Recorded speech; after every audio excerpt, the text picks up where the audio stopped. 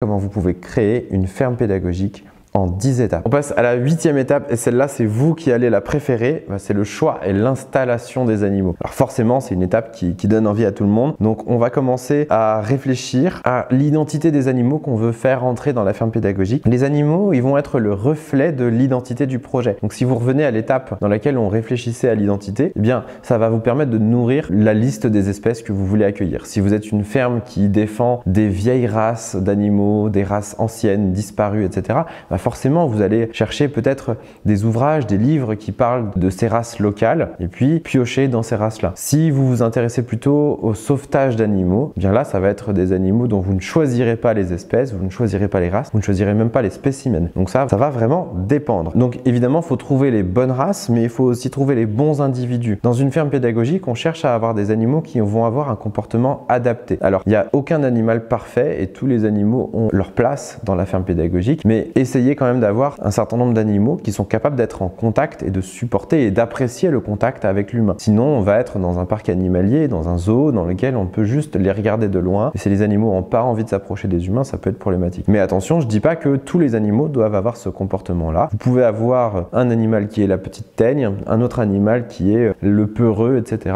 Ça pose pas de souci. Une fois que vous avez choisi vos animaux, vous allez les faire venir. Donc vous allez les accueillir, organiser leur arrivée, la livraison, et puis les acclimater au lieu. Donc évidemment, on va pas ouvrir le jour où tous les animaux arrivent. Si vous êtes déjà ouvert et que vous accueillez les animaux, vous allez les mettre dans un endroit où l'animal peut être tranquille pendant un certain temps pour s'acclimater, peut-être pour aussi rencontrer ses congénères, voir si ça se passe bien, s'il n'y a pas de conflit, etc. Bon, sur le choix des animaux, il faut quand même pas oublier que vous allez vous en occuper au quotidien. Donc prenez des animaux pour lesquels vous vous sentez à l'aise, pour lesquels vous êtes prêt à vous investir à fond tous les jours, qui vous font pas peur et que vous êtes ok de soigner au quotidien. Donc je sais pas moi si vous avez peur du dindon parce que le dindon ça a un physique un peu particulier, si vous vous dites j'y arriverai pas, c'est pas parce que c'est une ferme pédagogique que vous devez avoir un dindon. Vous prenez les animaux qui vous ressemblent et pour lesquels vous êtes vraiment prêt à vous investir. Dernière étape sur les animaux, ça va être la mise en place de protocoles. Donc les animaux ce sont des êtres vivants, ils peuvent avoir des soucis de santé, ils peuvent véhiculer des maladies, ils peuvent même attraper des maladies et les transmettre à l'humain qu'on appelle des zoonoses. Donc vous allez avoir l'obligation de mettre en place un certain nombre de protocoles sanitaires, des protocoles de sécurité, mais aussi des protocoles de nourrissage, etc. et de nettoyage. Sur ces sujets, je vous conseille de vous former, notamment aux soins des animaux, aux règles de détention et de présentation au public d'animaux domestiques. Donc ça c'est pareil, chez les entrepreneurs animaliers, on peut vous former sur ces sujets.